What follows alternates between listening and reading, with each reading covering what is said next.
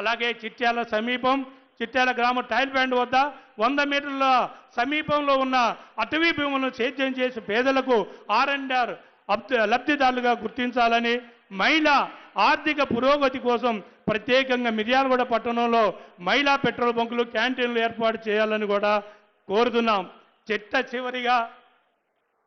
చివరిగా ముఖ్యమంత్రి గారికి శిరసు వంచి పాదాభివందనం చేస్తూ మిర్యాలగూడ ప్రాంత ప్రజల ఆకాంక్షను పరిగణలోకి తీసుకొని జిల్లా ఏర్పాటు కావాల్సిన అన్ని అర్హతలు ఉన్న మిర్యాలగూడ జిల్లాని పునర్విభజన భాగంగా ప్రత్యేకంగా ఏర్పాటు చేయాలని మా ప్రజలందరి తరపున మిర్యాలగూడ ప్రజలందరి తరపున మిమ్మల్ని వేడుకుంటూ శిరసు వంచి నమస్కరిస్తున్నాం.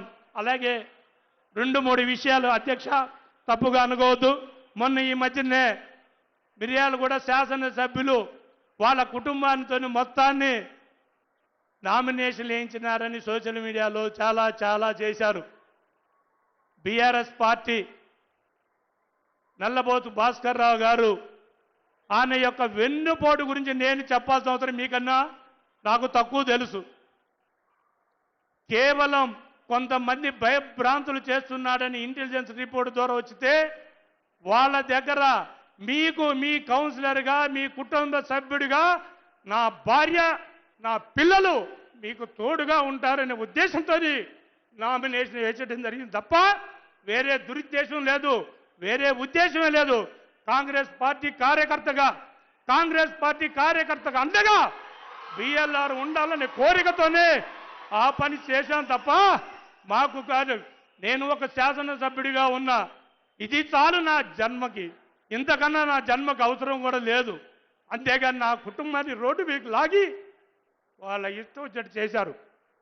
అయినా భరాయిస్తా మీకోసం, కాంగ్రెస్ పార్టీ నమ్ముకున్న కార్యకర్తల కోసం, రేవంత్ రెడ్డి గారి కోసం, మంత్రుల కోసం, ముఖ్యంగా జానారెడ్డి గారి కుటుంబం, రఘువీరన్న, జయవీరన్న, శంకరన్న ఆదేశాల వరకు నేను పనిచేస్తానని కూడా మీ అందరికీ మాటిస్తున్నా.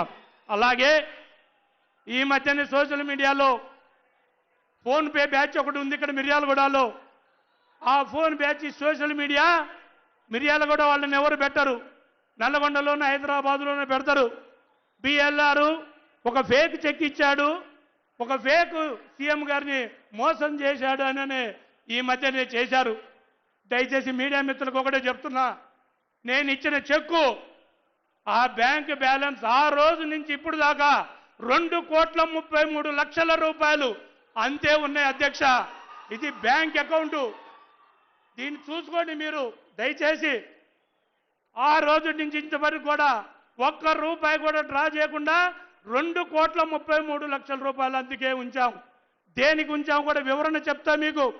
ఆ రోజు చెక్ ఇచ్చినప్పుడు సీఎం గారు ఇది సీఎం రిలీఫ్ ఫండ్ కింద పోతుంది, మనకు యూరియా వస్తుందా రాదా లక్ష్మారెడ్డి అన్నప్పుడు, సార్ ఇదైతే ఎట్టి పరిస్థితుల్లో మా రైతులకి యూరియా ఇవ్వాల్సిందే కోరితే, లక్ష్మారెడ్డి మీరు డైరెక్ట్గా మీ ఫరం నుంచి వస్తే ఇది సెంట్రల్ గవర్నమెంట్ వచ్చేది, మనకు సబ్సిడీ రాదు, దీన్ని ఏదో రకంగా రైతు సంక్షేమానికి ఉపయోగించే విధంగా మిర్యాలగూడలోనే ఈ 2 కోట్లతో పాటు మిగతా డబ్బులు కూడా ప్రభుత్వం నుంచి రైతులకి ఏదైతే ఉపయోగపడుతుందో దాన్నే ఇస్తానన్నారు. దానికోసం వెయిట్ చేస్తున్నాం తప్ప ఈ బ్యాలెన్స్ చెక్కుని కానీ ఈ బ్యాలెన్స్ అమౌంట్లో రూపాయిని కూడా 2,33,00,000 రూపాయలు చూసుకోండి మీడియా మిత్రులారా.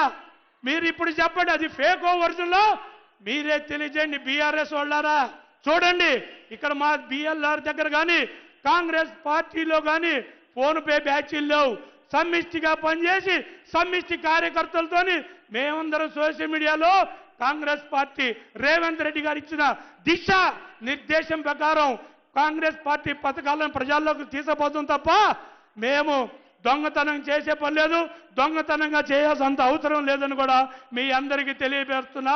ఆనకాలు పోయేటప్పుడు మీడియా మిత్రులందరికీ ఈ చెక్కు ఈ బ్యాంక్ అకౌంట్ అన్ని చూపిస్తానని కూడా మీ అందరికీ తెలియజేస్తున్నా దయచేసి. అలాగే ముఖ్యంగా మన ఇరిగేషన్ మినిస్టర్ గారు, నాకు పెద్దలు దిక్కు ఉత్తమ్ కుమార్ రెడ్డి గారు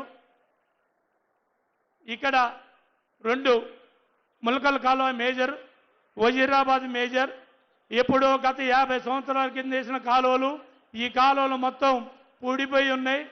మాకు ప్రజలకి ఇక్కడ 1,60,000 ఎకరాల రైతు వరి పండించే వాళ్ళు ఉన్నారు కాబట్టి మేజర్ కాలువలకు వచ్చే రిపేర్లన్నీ రేపు ఎండాకాలంలో మాకు అన్ని ఈ పనులన్నీ శాంక్షన్ చేసి రేపు ఎండాకాలంలో మొదలుపెట్టే విధంగా మాకు నిధులు మంజూరు చేసి మా ప్రజలకి ఇక్కడే ఈ సభా ప్రాంగణంలోనే మీరందరూ మాటిస్తారని కూడా మనస్ఫూర్తిగా కోరుకుంటూ, అలాగే మనకిన్న మిర్యాలగూడ నియోజకవర్గం లిఫ్ట్లకు కానీ వేటికైనా సరే మన ఉత్తమ్ కుమార్ రెడ్డి గారి ద్వారా ఆ నిధులు కూడా ప్రకటించుకుందామని కూడా కోరుకుంటూ, నాకు ఒక చిన్న కోరిక, ఇక్కడ హౌసింగ్ బోర్డులో ఉన్న వెంకటేశ్వర స్వామి గుడి దాని చైర్మన్గా చల్లా నాగేందర్ గారిని ప్రజాపూర్వకంగా ఇక్కడి నుంచే ప్రకటించేస్తున్నాం. చల్లా నాగేందర్ వెంకటేశ్వర స్వామి గుడి చైర్మన్గా ప్రకటిస్తున్నా.